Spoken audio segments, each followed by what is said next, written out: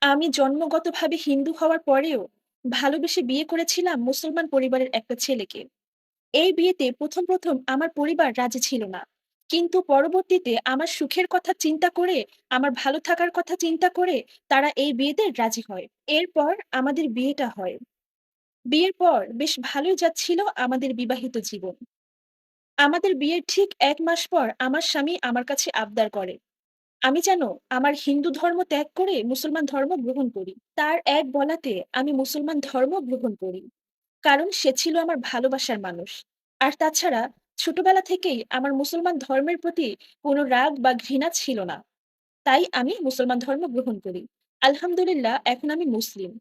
এভাবে দেখতে ভালো-মন্দ মিলিয়ে আমাদের বিবাহিত জীবনের ১০ টা বছর আমরা অতিক্রম করে ফেলি। এই ১০ বছরের সংসারে আলহামদুলিল্লাহ আমাদের ২ টা সন্তান আছে। একটা ছেলে, একটা মেয়ে। আমার মেয়েটা বড়, ছেলেটা ছোট। ওদের দুজনকেই স্কুলে ভর্তি করে দিয়েছি। ওরা পড়াশোনা করে। আমার স্বামী একটা কর্পোরেট অফিসে চাকরি করে। সে একদিন অফিস থেকে এসে রাতের বেলা আমাকে বলছে, "তোমার সাথে সংসার করা আমার পক্ষে আর সম্ভব না।" তার মুখে এই কথাটা শুনে আমার মনে হলো আমার মাথার উপরে আকাশটাই ভেঙে পড়েছে। তখন আমি আমার স্বামীকে বললাম, "তুমি এসব কি বলছো?" তখন সে আমাকে জানালো যে হ্যাঁ, তার অফিস কলিগের সাথে তার ৪ বছরের সম্পর্ক। এখন তার গার্লফ্রেন্ড চাচ্ছে যে তারা বিয়ে করে একটা সংসার সাজাবে। ৪ বছরের সম্পর্ক। এই কথাটা শুনে আমি অবাক হয়ে যাই। কারণ গত ৪ বছরে সে আমার প্রতি একটুও অবহেলা করেনি। কি নিখুঁতভাবে মানুষটা আমাকে ঠকিয়েছে। কি বাজেভাবে মানুষটা আমাকে ঠকিয়েছে। আর আমি এতটাই বোকা যে একটুও বুঝতে পারিনি। এরপর আমি তাকে অনেকভাবে বোঝানোর চেষ্টা করলাম। আমি তাকে বললাম, "দেখো, তুমি আমার কথা বাদ দাও। কিন্তু আমাদের তো ২ টা সন্তান আছে। ওরা এখন বড় হচ্ছে। ওদেরকে আমরা ভালো স্কুলে ভর্তি করে দিয়েছি। এখন তুমি যদি আমার সাথে সম্পর্কটা ভেঙে দাও আর অন্য কাউকে বিয়ে করে আনো, তাহলে ওদের ভবিষ্যতে কি হবে বলো তো?" আমি তাকে বললাম, "তুমি সম্পর্ক করেছো, এটাই ভুল করেছো। কিন্তু এখন এই সম্পর্ক থেকে বেরিয়ে আসো। আমাদের ছেলে-মেয়েদের কথা চিন্তা করে।" আমার স্বামী তখন আমার মুখের উপরে বলে দিল, "তুমি এবং তোমার সন্তানদের নিয়ে আমি একটুও চিন্তিত না। তোমরা কি করবা আমি জানি না। তোমাদের কোনো দায়-দায়িত্ব আমি নিতে পারব না।" এই কথা শুনে আমি তাকে আর কিছুই বোঝাতে গেলাম না।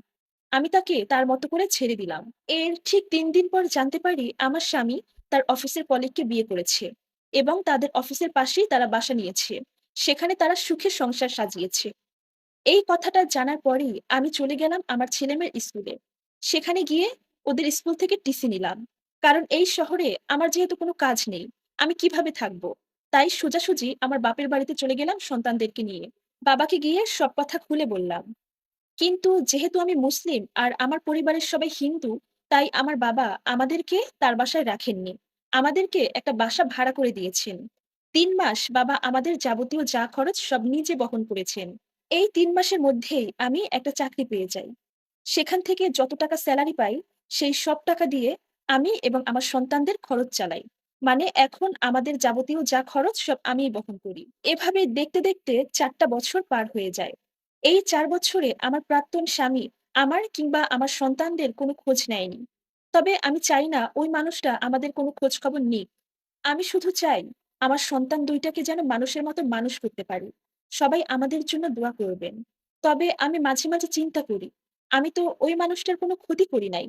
তাকে ভালোবেসেছিলাম, তাকে বিয়ে করলাম, তার জন্য নিজের ধর্ম পরিবর্তন করলাম। কিন্তু ওই মানুষটা এত বাজেভাবে আমাকে কেন ঠকালো? তবে আমি তার জন্য দোয়া করি। সে যেন তার ২য় বউকে নিয়ে ভালো থাকে। তারা যেন সুখে সংসার করতে পারে। তার প্রতি এখনো আমার ভালোবাসা আছে। কিন্তু ওই মানুষটাকে আমি আর কক্ষনো ফিরে পেতে চাই না। আমিও আমার সন্তানদেরকে নিয়ে ভালো আছি। আপনারা সবাই আমাদের জন্য দোয়া করবেন। আর এই সম্পূর্ণ স্টোরিটা একটা আপুর জীবন থেকে নেয়া, যার সাথে আমার বাস্তব জীবনের কোনো মিল নেই। ধন্যবাদ।